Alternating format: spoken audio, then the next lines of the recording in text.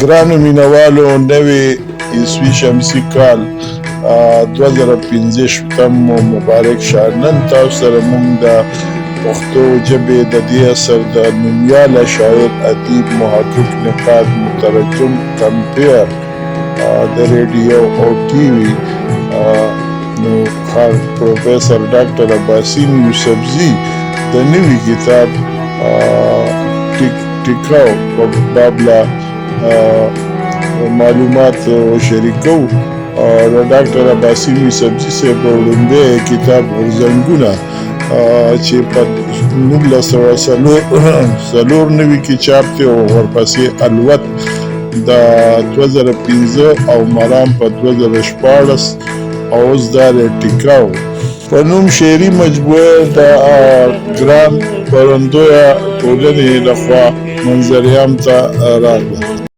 د پروفیسر ډاکټر عباسین یوسفزي د دې څلورمې شعري مجموعې زیرکتنه پروف ریډینګ نومیاله شاعر ادیب ښاغلي حنیف کیس کړی دی. ګرانو مینوالو سلامونه نیک هیلې وړاندې کوم. څنګه چې تاسو ته مونږه مخکې ووایي چې نن مونږ تاسو سره د ګنداره ټي وي یوټیوب چینل کې د ګران پروفیسر ډاکټر عباسین یوسفزي صاحب د نوي کتاب نوي شعري مجموعې او اسې خو هغه دې کتاب سره یو بل کتاب هم مال راکړ او ما لوستی دی، په هغې به بېله خبره کوو. خو ټیکاو د هغه شعري مجموعه ده او د خپل نوعیت یو ځانګړی شعري مجموعه ده. نو دې باره کې به تاسو سره خپل معلومات شریکو او څو پورې چې د عباسین یوسفزي صاحب خبره رانه خو زما په خیال تاسو ټول پیژنئ او په خانپور کوزدیر تحصیل دینزي د پښتنو په یو درنه کورنۍ کې په کال 1940 کې زیږېدلی دی او دغلته یې تعلیم حاصل کړی دی. بیا هغه پېښور ته اسلامي کالج ته راغلی دی او دلته پېښور کې LLB وکړو. LLB نه پس هغه پښتو کې ماسټر وکړو او په امتیازي حیثیت سره او بیا چې دی هغه زما په خیال 1993 کې په اسلامي کالج کې چې بیا وروسته یونیورسټي شوه نو د پښتو شعبې څانګې مشر چیرمین او د خیبر یونین چې دی نو هغه سرپرچیف ارګنایزر او دغه شان د سټوډنټ سوسایټي چې دی نو هغې مشر پاتې دی. عباسین یوسفزي شاعر دی، ادیب دی، محقق دی، نقاد دی، مترجم دی، د ټلویزیون او د ریډیو نومیاله کمپیر دی، ادبي مبارز دی. بلا تنظیمونه د کوزدیر او بیا د ملکنډ او داسې چې راځه نو بس په ټولو ګرده پښتونخوا کې او بیا په دې ادبي خدماتو او هغه په تخلیقاتو او په دې تالیفاتو هغه چې کوم کتابونه دي هغه ته په دې کار چې دی نو ایوارډونه میلاو شوي دي او بیا پکې ستر د افغانستان صدارتي ایوارډ په 2013 کې او د پاکستان تمغه صدارتي ایوارډ تمغه حسن کارکردگی په 2020 کې ورکړل شوی دی. نو دغه د دې اثر یو ډېر ممتاز او معروف شاعر دی او دغه شعرونو کتابونه چې کوم غورځنګ دی او الوت دی، مرام دی، نو دې ګڼ ایډیشنونه چاپ شوي دي. نو دا زمونږ د اصل هغه خوشبخته شاعر دی چې هغه ولس د ادبي الکو سره ولسي الکو کې هم یو درناوی حاصل دی. نو اوس د هغه نوی کتاب چې دی نو ټیکاو دی. ټیکاو دا تقریبا دا د ګران خپرندویه ټولنه د هغوی لخوا چاپ دی او ښاغلی ګران چې کوم دی نو هغه هم د پیژندلو محتاجه نه دی. پښتو سمیع الله ګران ډېر ښه شاعر، لیکوال او کتابونه هم ډېر ښایسته چاپ کړي. څونه کتابونه چې چاپ کړو نو ډېر ښایسته دي او دا کتاب هم دی. د دې کتاب ټایټل چې کوم دی نو هغه ښاغلي ابراهیم عابد جوړ کړی دی او ساده دی خو ډېر راښکونکی ټایټل دی. دغه شان چې کوم دی نو د دې کتاب چې دی نو حقوقو په باره کې په یو نوې طریقه چې کتاب زما دی نو اختیاري زما دی. نو حقه خبره دا ده چې نن سبا خلک پی ډي اف کوي بغیر د شاعر لیکوال د تپوسه. نو ما په خیال دا هم ښه عمل نه دی او پکار دا دی چې مونږ کتاب واخلو. په کتاب پیسې ورکول چې کوم دی نو دا زما په خیال چې دا نقصان ګټه نه ده، دا د فایدې ګټه ده او کتاب واخلئ. نو بیا که داسې کتابونه چې نه میلاویږي او هغه سړی په پی ډي اف کې دغه کړي نو ناشونې نه ده.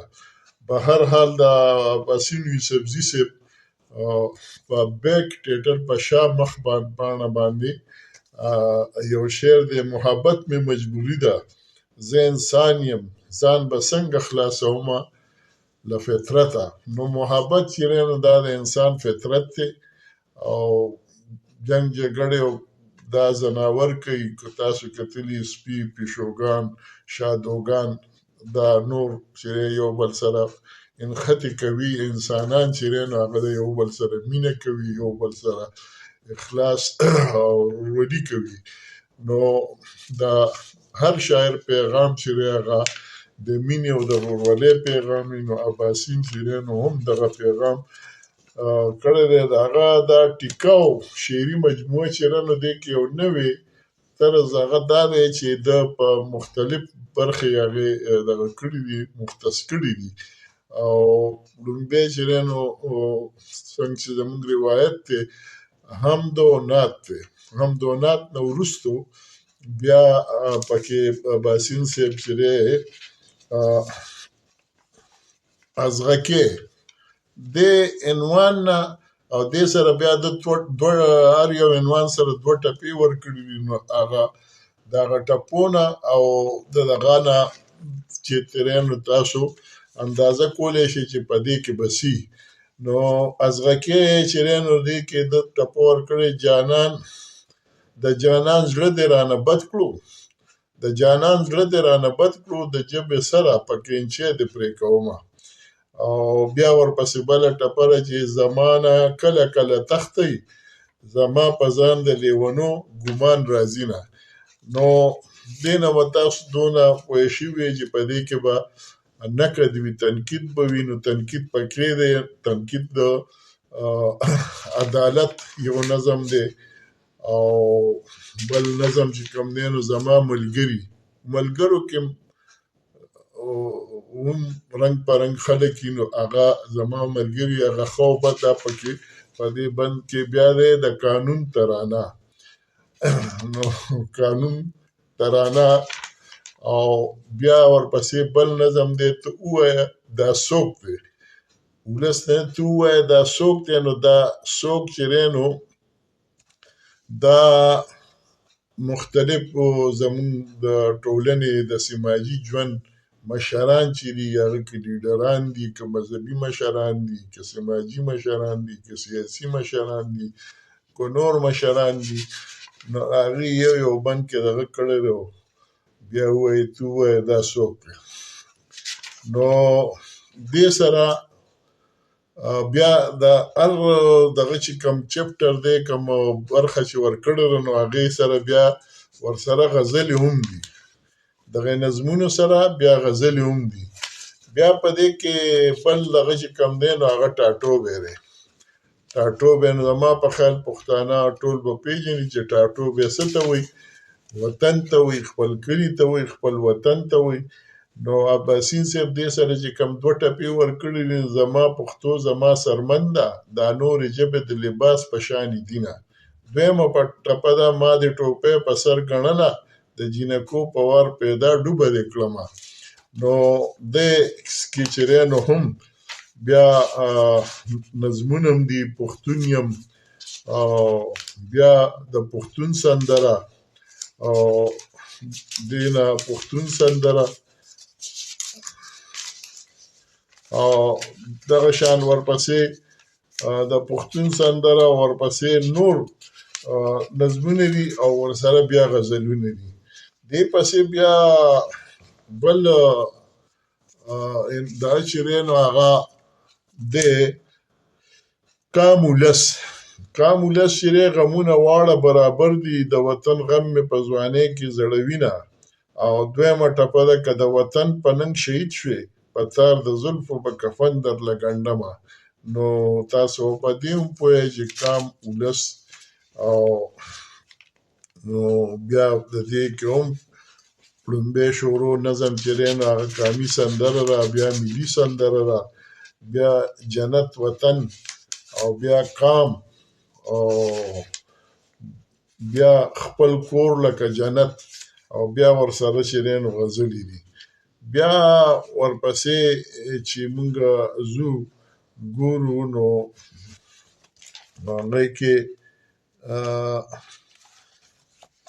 زمزمه ویه لکه شعر زمزمه که.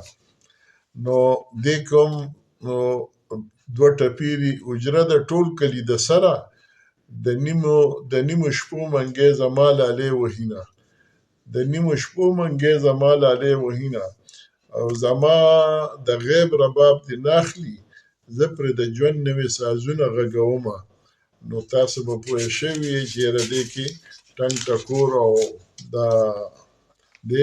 د فنکار ترانه او د خوب کیسه، افسانه د افسانې دا څو کلونه مخکې د پښتو افسانې 100 کلن جشن مانځلی شو. نو په دغه باندې عباسین صاحب نظم لیکلی دی.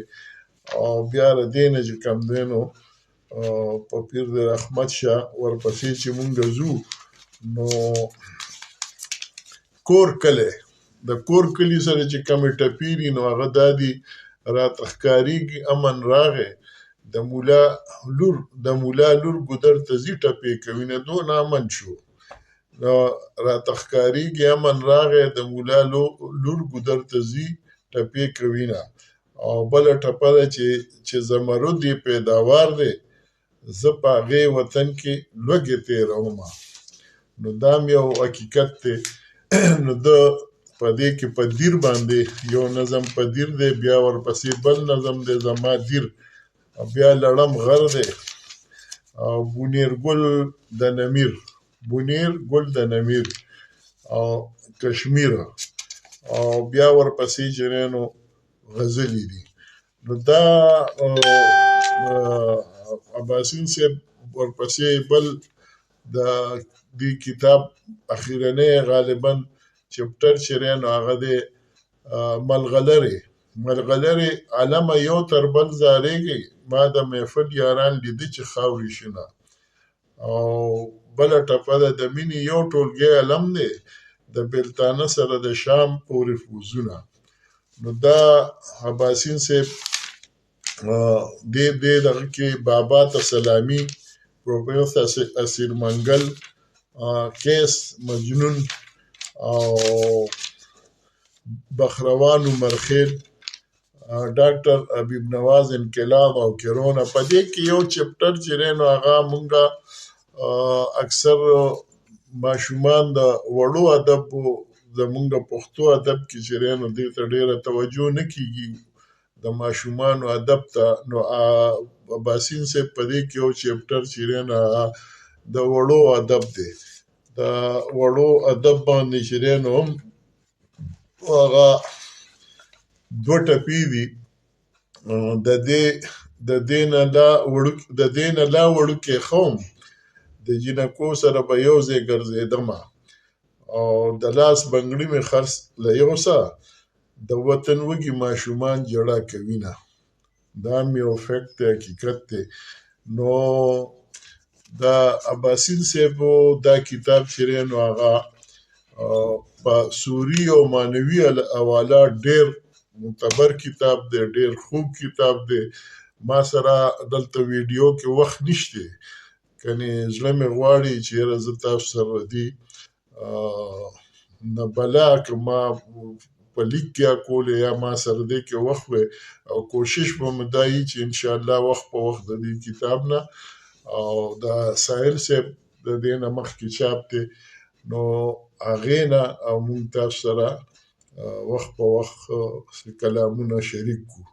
نو د دې کتاب بیه چې کوم نه نو چې د دې د لیاوټ دی ګټ اپ ته ګورې نو د دې او بیا په دې کې چې دی نو کوم مواد دي هغې ته چې ګورې نو دې را نرخ 600 روپۍ ډېر کم دی. 600 روپۍ زما په خیال چې تاسو هر پښتون دا کتاب واخلئ او چونکې نن د نوي کال نوې ورځ ده نو موږ په سر کې هم دغه وکړو. اوس هم تاسو ته چې کوم دی نو دعا کوو چې خدای پاک دې دا نوی کال زموږ د ټولو پښتنو دپاره د لر و بر د ټولو پښتنو دپاره د دې منطقې د ولسونو دپاره د خیر خوشحالو سوکاله باعث وګرځي. ډېره ډېره مننه. سلامونه او نیکي.